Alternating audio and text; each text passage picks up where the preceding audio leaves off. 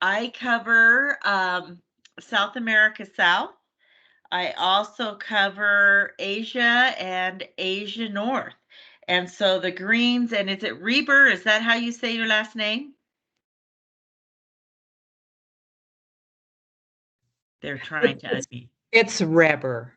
Reber. I just knew it. I just knew it. So Reber. If you can say rebel, you can say Reber. Oh, I'm going to say rebel now from now on. Okay. There we Oh. go. Okay. The rebels are headed to Kuala Lumpur, which is in the Asia area, and the Greens are headed to Guam, which is Asia North, and the rest of you are headed all over the place to some areas that I used to cover in Europe and all over. And we're just so thrilled with your sense of adventure. I think you all have a little bit of a rebel in you to head on out. Irene and Kelly talked to you today about interacting with media, and I'm going to talk to you about news writing. And my purpose today is not to give you a drink out of a fire hydrant. Okay. My purpose today is to have you leave in the next after 45 minutes and say, oh, I can do that. I can do that. I'm going to go through some basic principles, and I think you will find that intuitively in all of you is a storyteller. And so we're going to talk a lot about the principles of storytelling. And the reason we're doing this is many of you will be asked to write stories for your country newsrooms. And many of these feature stories will be forwarded on to Irene's team and to our headquarters newsroom team, etc. So what we're doing is the basics, okay? The basics of writing. I know in Guam and in many of your other areas, we have upcoming temples. All of these kinds of things you will be involved in and covering. And it's really quite exciting when you get to go out and cover an event. So I am going to share my screen, and I'm looking for the share content tray. There it is.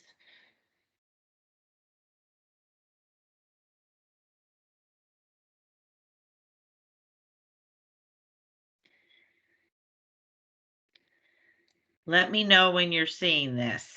You see it. Yay, that is so exciting. Yay. Okay, so once again, if you have a question, and I'm going to be asking you a lot of questions, so you're going to have to, in our Zoom technology, speak up. This is a very interactive presentation.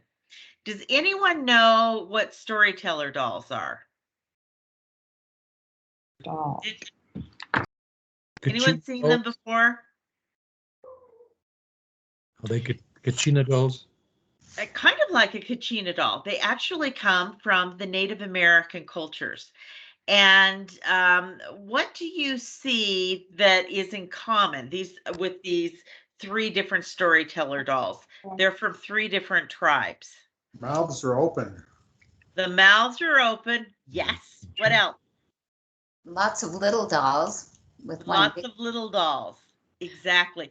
Kind of like that darling little grandchild you were holding on your lap, because you would be, as we call, the singing grandmother or the singing grandfather, and the smaller dolls represent the children in the tribe.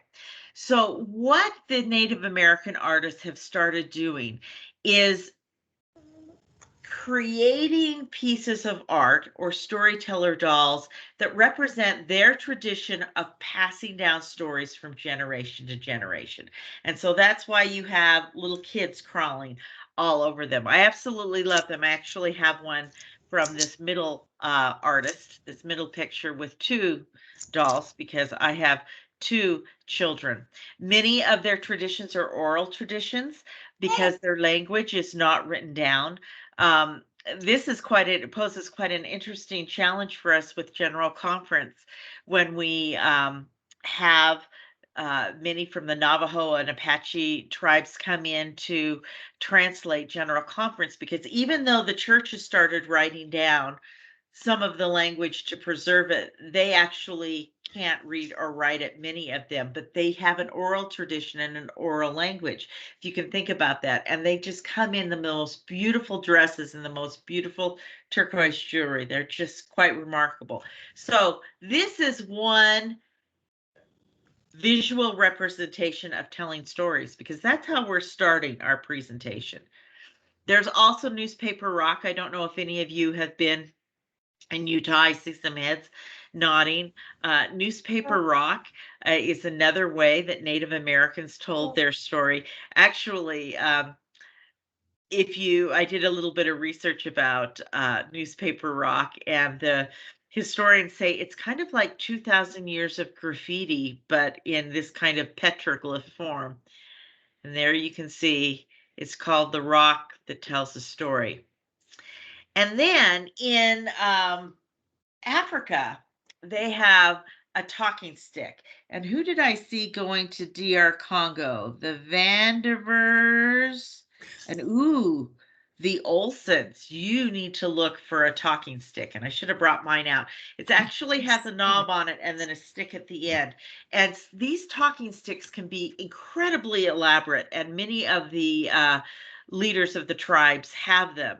And it's really he who has the stick does the talking. Okay, you can't talk unless you have this stick. So of course I had Sean Donnelly, one of our other managers, bring one of these back for me from Africa, and I thought, oh, I'll use this in family home evening.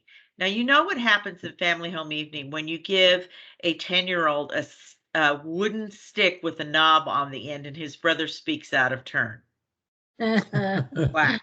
So talking stick was not as successful with my children. But once again, I'm trying to get you to understand the power of words and the power of stories. When Hawaiians meet to chat, they say, let's talk story, because really that is what we are conversing about, is stories. One of my favorite quotes is, the story has changed somewhat over the years as older generations of the family tell it to newer ones, but somehow no one ever gets too tired to tell it or too bored to listen. In the end, it isn't so much that we're in the story, but the story is in us. And you know that when you get together for family reunions, and little grandkids always want to hear about when they were born and when they were little.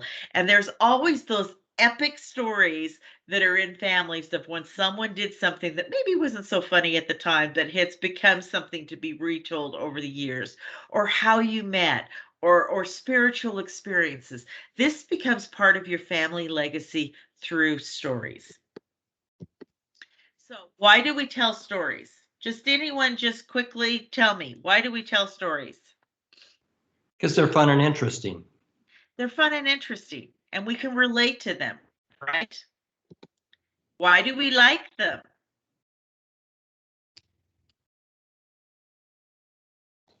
We can Because they're fun and identify. interesting. I know what you're gonna say. Because they're fun and interesting. And they're about us. They're I also a way that we connect with people, with our children and with other generations. And Exactly. There is a connection. Stories are very powerful. I am a big sucker if someone says that a movie is based on a true story. Ooh, I want to see that movie. Um, Stories are a way for us to find common ground, as you said, to connect with each other. I think that one of the things that's been hard during the pandemic for a lot of people is being isolated, because we as human beings crave connection. We crave being connected to other people, learning their stories, sharing what happens in our lives. It's just what we do.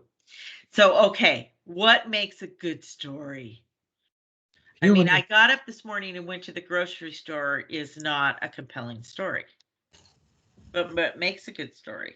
Conflict. Yes. No, true. And that is why media often go into stories. So conflict.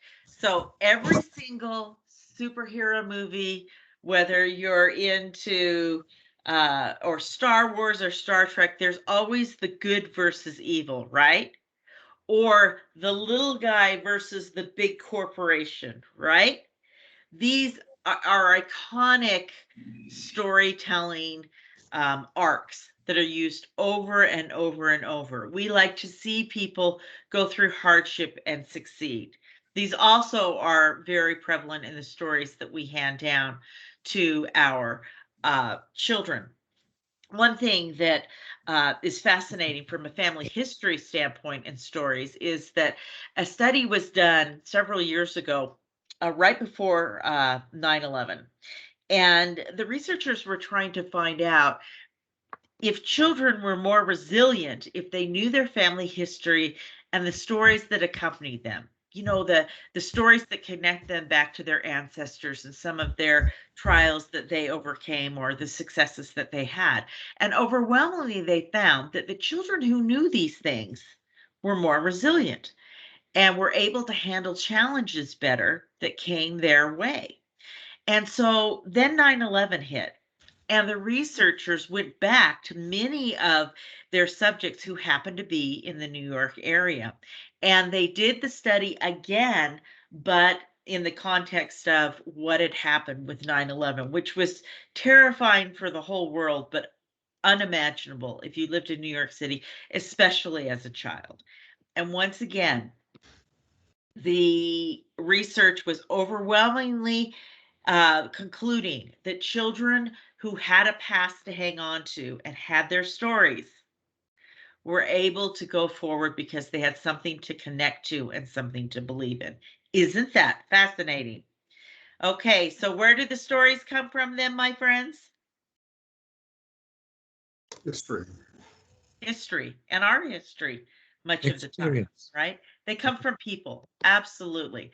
Okay, so I want you to take what we've just discussed about stories and put it up here, okay? And now we're going to talk about news and then we're going to put them together, all right? So the definition of news is generally this. It's a timely event or situation of extraordinary interest and or importance to a specified audience. Okay, so what happens to someone in California may not be as interesting to someone that lives in Utah. If in California, let's say all of the drinking water becomes infected with a bacteria and no one can drink it, and everyone has to ration and everyone has to boil their water, et cetera, et cetera. That's a huge story in California. But for us, it's interesting, but it's not going to impact our lives as much. Okay. So sometimes stories are for a specific audience.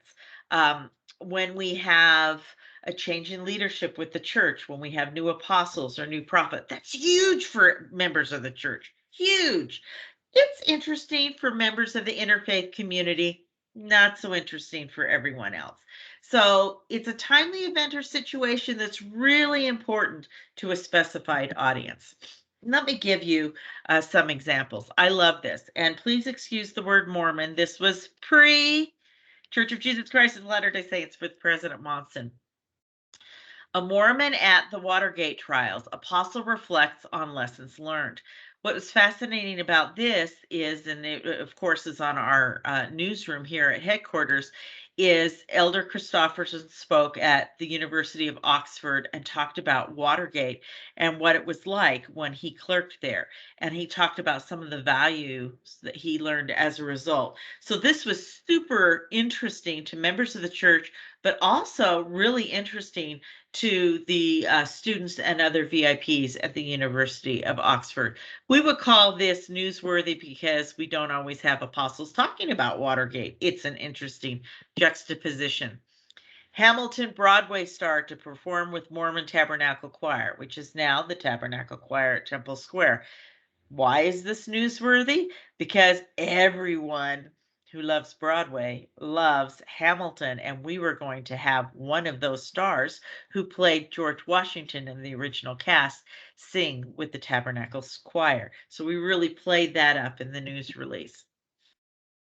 Jewish leaders host top Mormon leaders in New York City. Why was this really interesting? Because it had two faiths which have very different doctrines meeting together in a very almost joyous way. You can see this here with Attorney General Robert Abrams and Elder Cook. I mean, it's a fantastic photo. So it's interesting when top leaders get together to talk and to plan for the future in partnership. That's a good, positive story. And you'll find that the stories that you'll be writing are usually always very, very positive. Irene's group has to handle some of the more negative ones, but what we do in the area and what we put on our newsroom websites are positive and interesting. Okay. Can you hear this? No. No. Okay. Let's see why you can't hear this.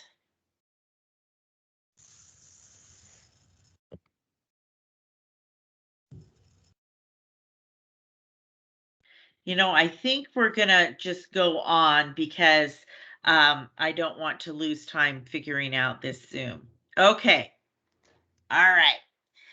So let's take what we've learned about news and what we've learned about stories and let's put them together. So I absolutely loved a book that I have called 6 Word Stories. And it actually started with a magazine that asked celebrities to write their stories in 6 words. Their life stories, their philosophy of life, whatever it was in 6 words. And I've actually employed this with my boys. Now they're 25 and 27 now, but they they knew all about it on family vacations that I knew I wasn't going to get them to write journal entries because I love journaling vacations, but I was able to get 6 words out of them. And it was hysterical. For example, when my older son, Daniel, drove to San Francisco and he was 16 years old and he was driving on vacation for the first time, his 6 words for his first day is Mom drives too slow, me fast.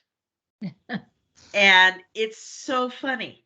And you laugh. And I heard laughter because it just is this time capsule. And so we use 6 words all the time in our families.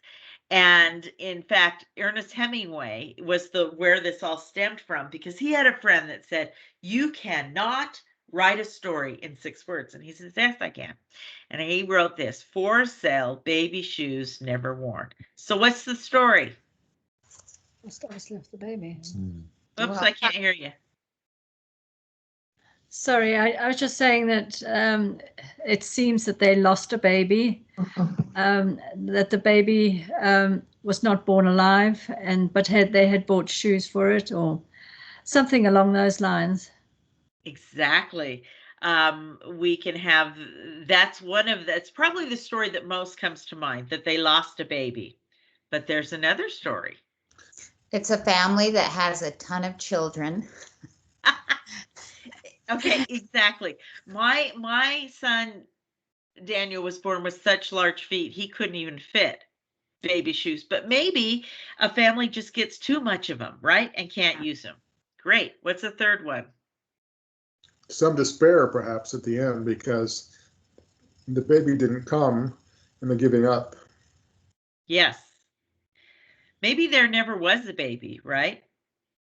Maybe they couldn't have a child. And then I had one senior missionary that came up with the most interesting story I've ever heard. He said the baby was born without feet.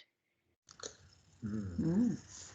Oh my, I hope that's never the case. But as you can see, you're drawn into just these 6 words because you can all come up with some story. So I'm going to show you a few of the 6-word stories that were written in this book, which are quite interesting. Cursed with cancer, blessed with friends. Amazing grace, born naked, clothed others. Followed rules, not dreams, never again. 2 boys, my life conquering autism. The car accident changed my life. It was embarrassing, so don't ask. I mean, with all of these, you want to know more, don't you? You want to just get that person for a few minutes. Mormon economist marries feminist. Worlds collide. It's actually in the book. Town car, tailored suit, dirty nails. Blade cuts, blood runs, scars remain. Multiple miscarriages, cousin will carry baby. Outcast, picked last, surprised them all. Became my mother, please shoot me. Secret of life, marry an Italian. True love was prevented by leprosy. And polio gave me my happy life. Aren't these just fascinating? So, my friends, we have a little assignment for you right now. I want you to write your own story in 6 words, and we're going to share them. Okay? No one gets out of the assignment. Everybody gets to share. So we are going to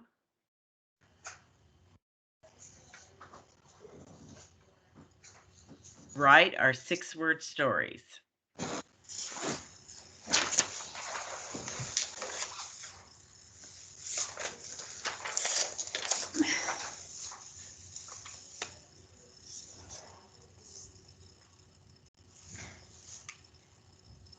And there's always an overachiever in the group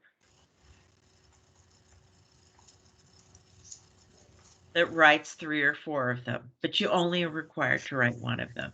No, I know who you are. See, is that you, Sister Anderson? Have you already written 2 of them? You know, there are some people that go, boop, they just know, and others say, how in the world?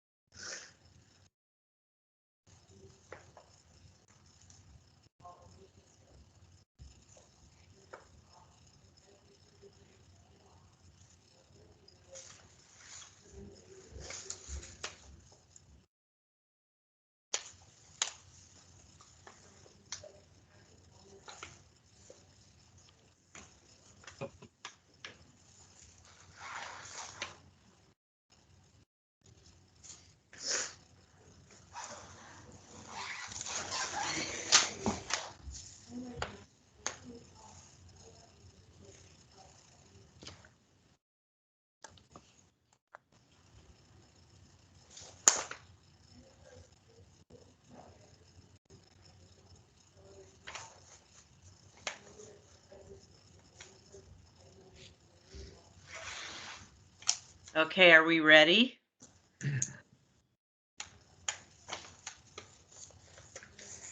Sister Olson, did Brother Olson run away?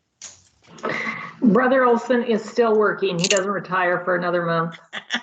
But I promise he's doing this tonight. Okay, good. Can we start with you? Sure.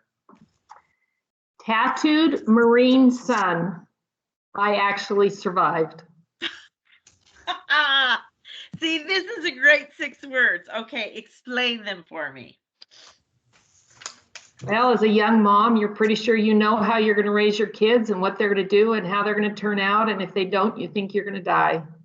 You get older and they walk a different path and you actually survive. You still love them. You figure it out. You figure it out. And he's serving in the Marines? He just retired from the Marine Corps after 10 years. Wow, serving our country. That's great. And what I love about this story is every mom can relate to that. You know, your children follow their own paths, and we relate to it, and when they're, just young, 2 or 3, we think we can control everything about them, and they grow up and they go their own way, and we still love them unconditionally and survive it all. So thank you for sharing. Okay, who wants to go next? Go ahead. I can. Okay. Okay, Sister Reber. Here we go. Mission to Ukraine, studied Russian, canceled. Oh my goodness. Explain what happened. Well, for 6 months, we studied Russian and we studied what we were going to be doing in Ukraine. We studied Ukraine and the city. We met with people who had already done missions there. 7 times someone came from Salt Lake to train me to be the mental health advisor for over 10 missions. And then it was canceled because of COVID. And now you're going to Kuala Lumpur. Yeah, but guess what? What? Now they say we're going to Thailand. Are you? Oh, but if you're going to Thailand, I've not been to Malaysia, but I've been to Thailand, one of my favorite places on the planet. Well, what I love about this story is we can all relate to having things canceled that we depended on, but at the same time, your flexibility and your adventurous spirit, off you go to a completely different part of the world. Yep. Okay, Brother Rebel. Yep. Brown eyes, born last, favorite sibling. Oh, explain that to us. Well, I'm the only one with brown eyes in the family, and except for my dad. So we got one that had brown eyes. I was the last one born. Out of how many? 6. Excuse me. How many did I have? 5. Out of 5. I was the 5th one, and of course, I was the favorite sibling. Of course. And we all know that the last child is spoiled rotten. I'm a middle child. I can say that. This I'm was child. an exception with me. Oh, no. Okay, fun.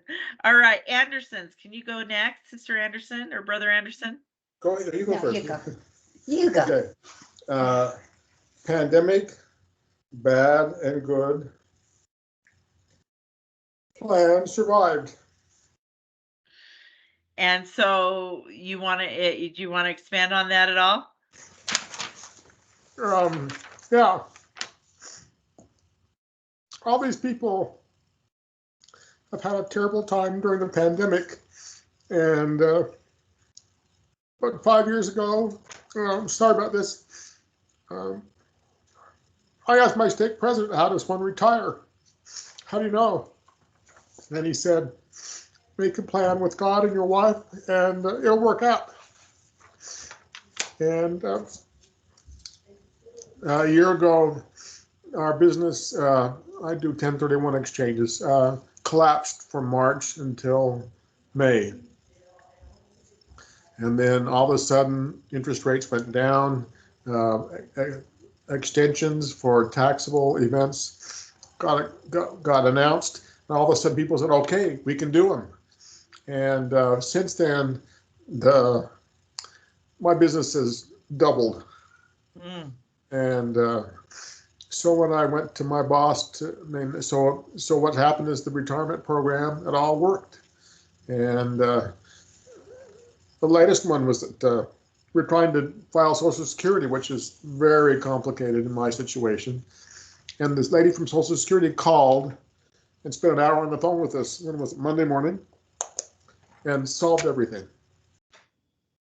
So we can go. We're set to go. That's extraordinary. And if I was telling your story, I'd probably go more on a spiritual nature that, that God makes things possible in your lives if you decide what it is you want to do and be prayerful. And I love they make a plan with your wife and with God. I love that. Okay, Sister Anderson.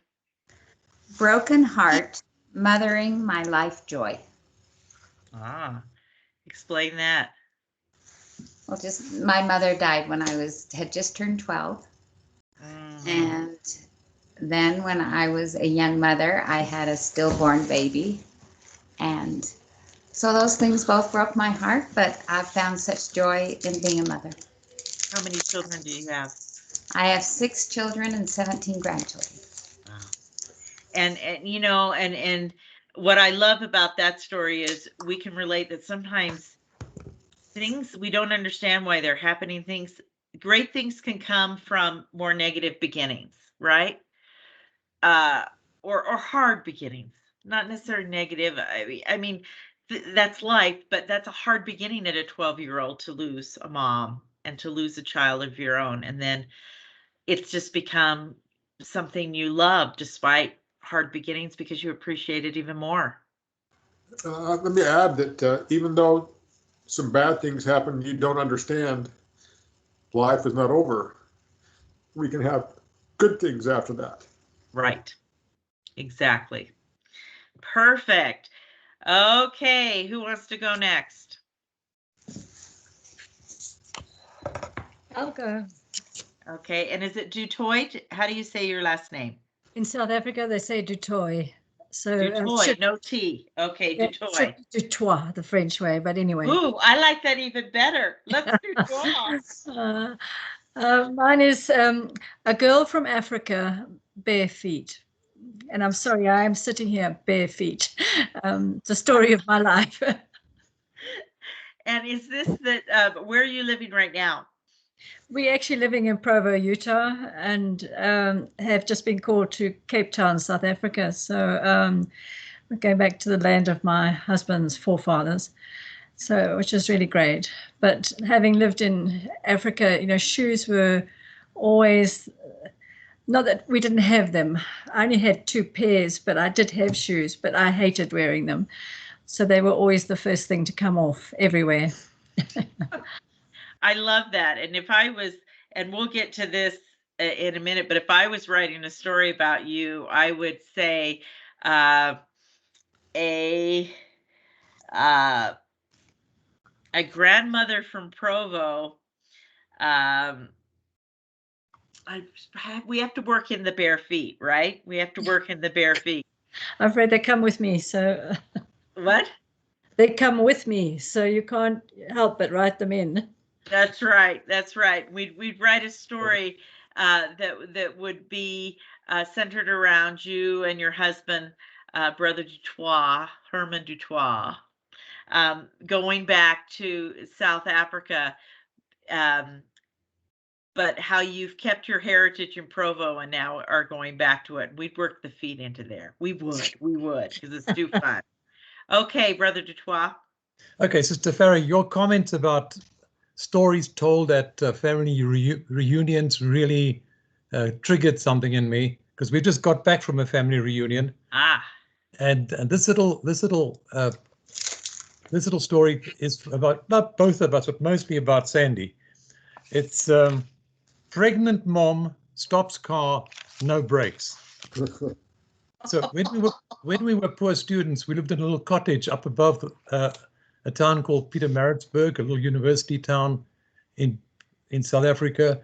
We lived on top on the side of a hill, and our poor little car didn't have brakes, and we had to push it to start it. So we parked at the top of a long hill with stones under the front wheels so that it wouldn't run away. And one morning, Sandy was rushing out to go to work, actually, very pregnant. She kicked the stone away. Car started rolling down the hill. She ran next to it, opened the door, jumped inside, and managed to steer it to a stop. Round of applause. Thank you. I'll take it back. In her bare feet? Actually, I was barefoot. Thank goodness.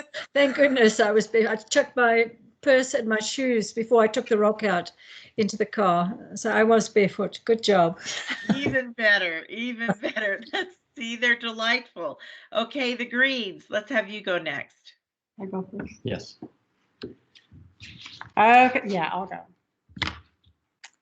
Milk goat, no milker, goes camping.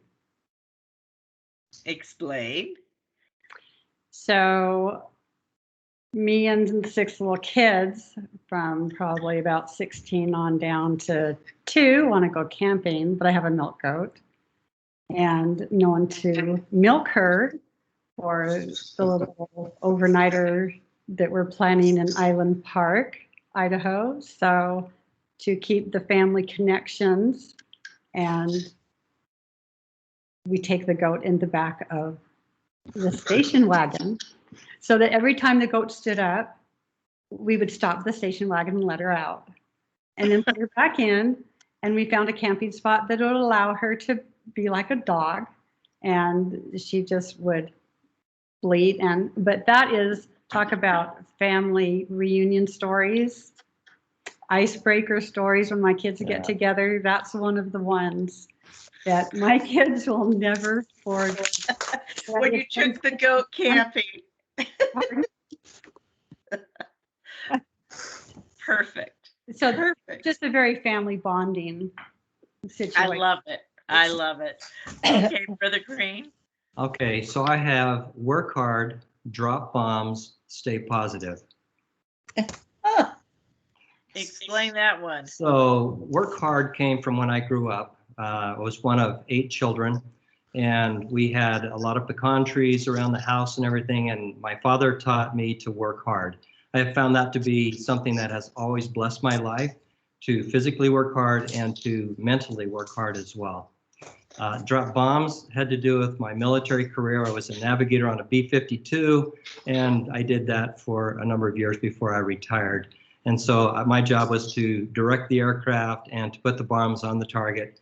And that goes along with the working hard as well.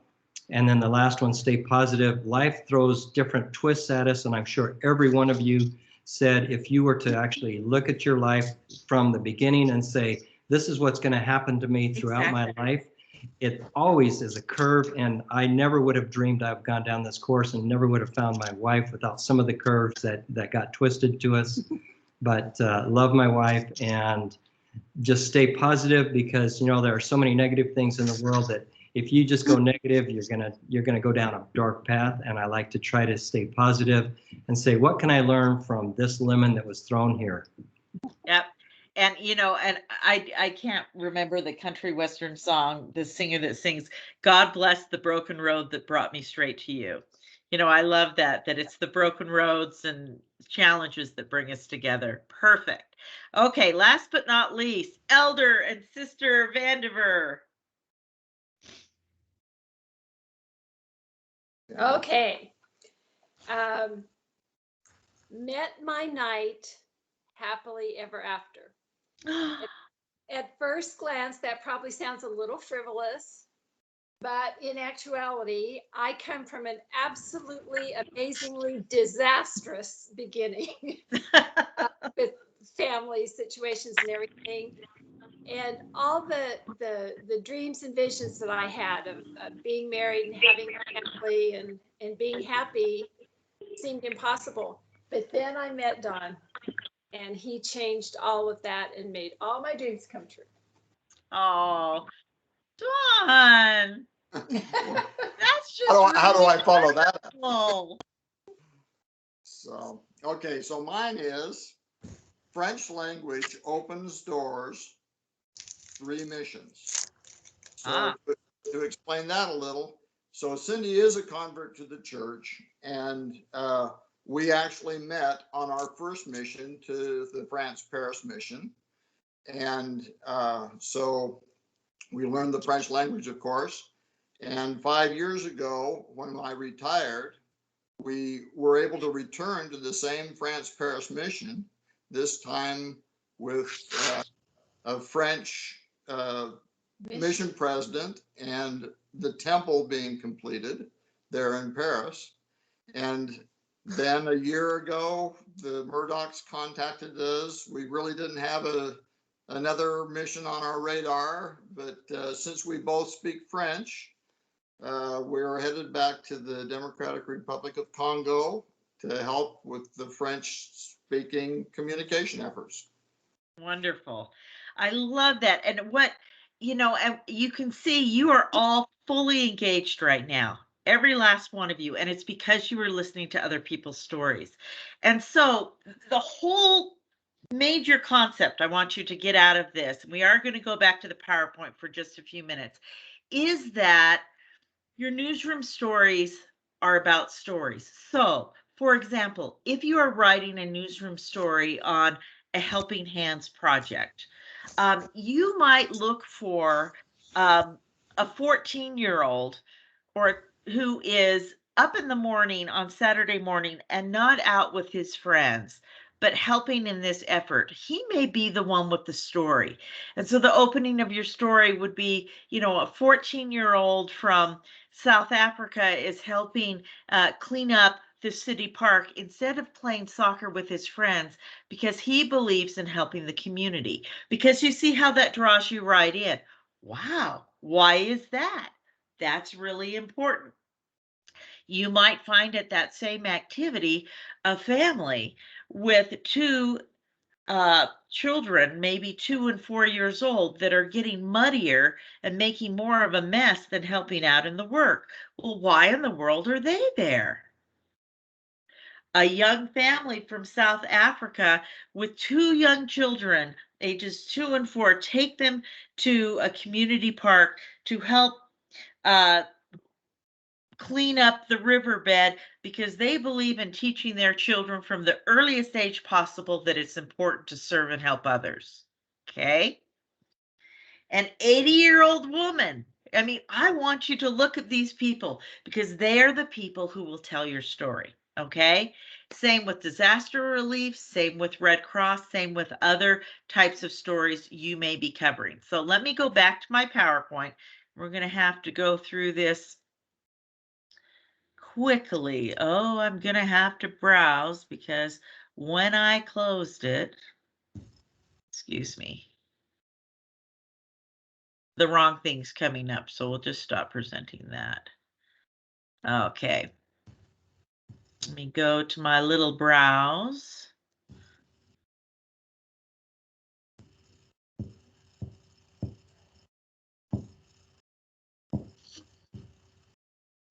I always don't know how to stop my presentation when in the middle and then have it come up again. So here we go.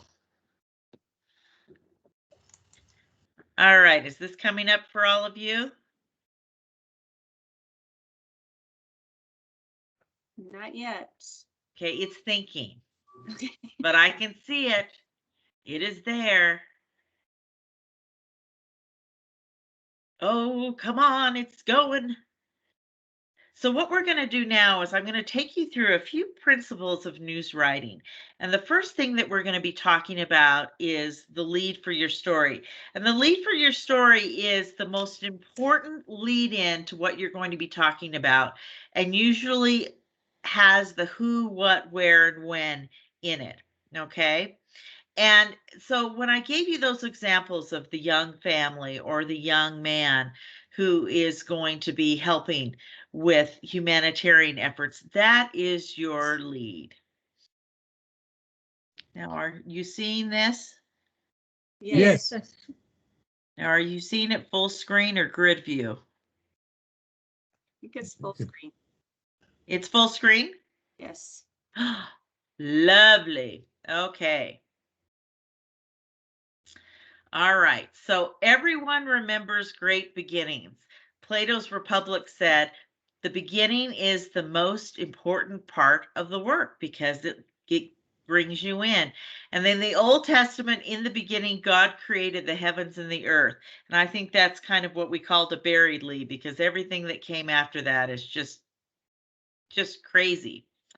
Okay, Lead and I will follow. I love this. If you have a compelling lead that draws people into the story, then they are going to follow you through your story.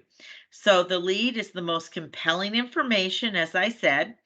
It usually begins with the who or the what, and it plays up the local angle of the story. Remember, this is a story that's going to have a lot of interest to your specified audience. So if it's a community story, you want to draw them into a story about the community. And a lot of what you will be doing is stories about the community.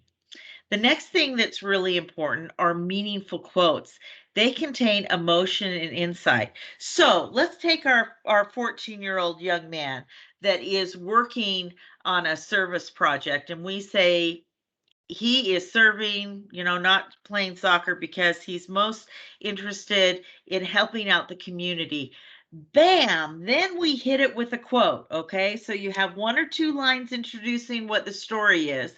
Bam, hit it with a quote, and the quote might be something of how his parents taught him to serve and how he feels when he serves, that he feels good about himself, that he feels like he is doing something that is what Jesus Christ would have him do, whatever that story may be, or it may be a funny quote. When my parents first started helping out, my parents would get me up in the morning and I complained, but I learned to love it. Anything that will draw someone into the story. It gives life to the story. It puts the meat on the bones. Because if you just had a story, members of the Church of Jesus Christ today got together to help in a service project to clean up a local park. I'm not compelled to follow you unless you give me something, okay? All right, meaningful quotes. This one was from Elder Christofferson, and this actually comes from the Watergate story. A weak conscience and certainly a numbed conscience opens the door for Watergates, be they large or small, collective or personal, disasters that can hurt and destroy both the guilty and the innocent. Ooh, wow, that's a quote to read 3 or 4 times and unpack, right? He is talking about we can have our own Watergates in our lives if we numb our consciences, if we're not constantly trying to uphold our values. Great quote. Okay, the next one. This comes from the story I showed you about Elder Cook with Robert Abrams and others.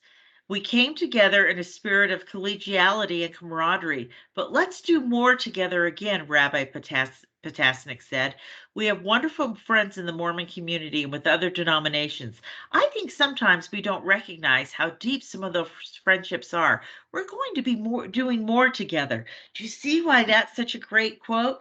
And so you need to grab your people at your events, whatever they may be, get their stories and interview them, record them, get these great quotes. We ask them open-ended questions, not, do you feel great helping today?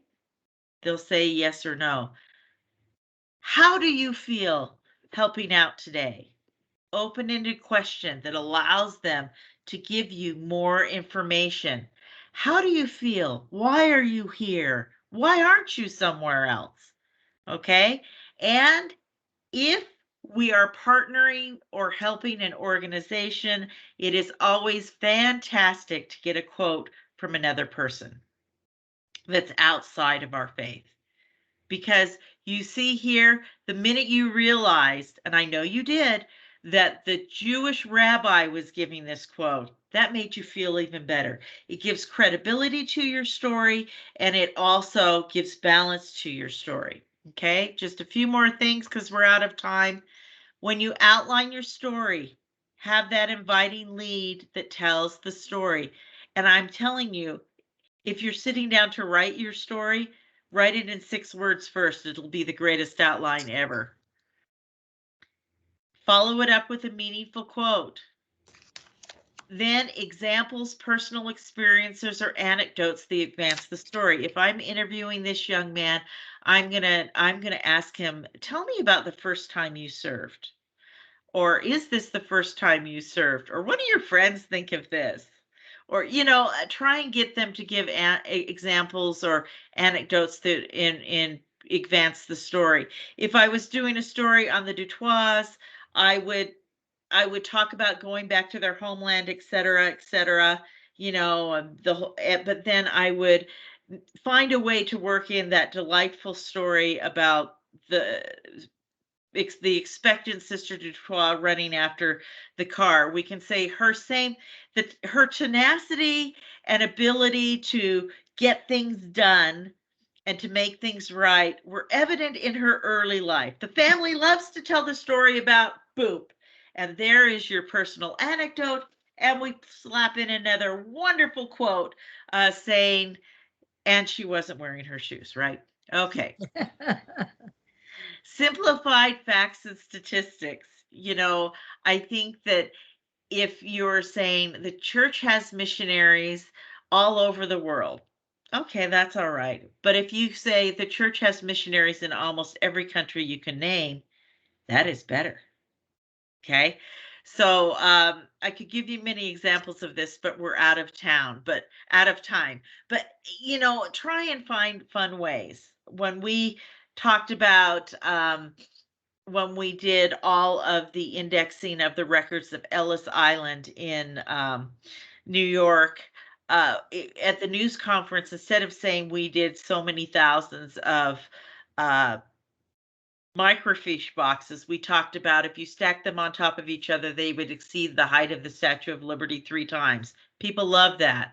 If you add up the number of hours that were spent by volunteers, it would be over 11 years. You see, those are interesting ways to present a story and get people's attention. And those wonderful, as I said, descriptive visual images. And lastly, show, don't tell. And let me give you an example here by Naomi Schaefer Riley, a fabulous national reporter, when she visited the Bishop Storehouse. She said, as I ride in a golf cart through a new 15-acre warehouse on the outskirts of Utah's capital, I can't help but wonder how many Walmarts would fit in here. How many burgers can you make from 4,400 industrial pallets of frozen meat? And how do they keep this place cleaner than my kitchen floor? Dedicated last month, the Bishop Central Storehouse contains a 2-year supply of food to support the Mormon Church's welfare system in the U.S. and Canada, primarily for church members in need in its humanitarian program, which sends food, medical supplies, and other necessities to the needy of all faiths worldwide. In addition to goods from canned peaches to emergency generators, the facility also houses the church's own trucking company, complete with 43 tractors and 98 trailers, as well as a 1-year supply of fuel, parts, and tires for the vehicles, just in case. I just love the way that she used the statistics that she was given. The storehouse is not only a kind of physical marvel, it has been built to withstand an earthquake with a magnitude as high as 7.5, but also a symbol of strength and self-sufficiency. She used that well. And then your final check moving forward, you always want to make sure that your spelling is correct, that it's very clear what you are saying, that you're accurate in everything that you have in your story, that it makes sense to people who are unfamiliar with the church. Instead of wards, you will say congregations, etc. And that it reflects the church brand that we follow Jesus Christ. Somewhere in there, you'll have a leader saying that we help the community because we do as Jesus Christ taught. It's a wonderful way to include that in your story. So, my friends, I will, the Murdochs have this presentation. They can email it to you so that you have it. Your area communication director and assistant directors are always there to help you with your stories. They're great writers. I'm always here to help, but I hope that you've enjoyed today's presentation on news writing. And I know you're just going to knock them dead. You're going to be great. And I say these things in the name of Jesus Christ. Amen. Amen. Thank you.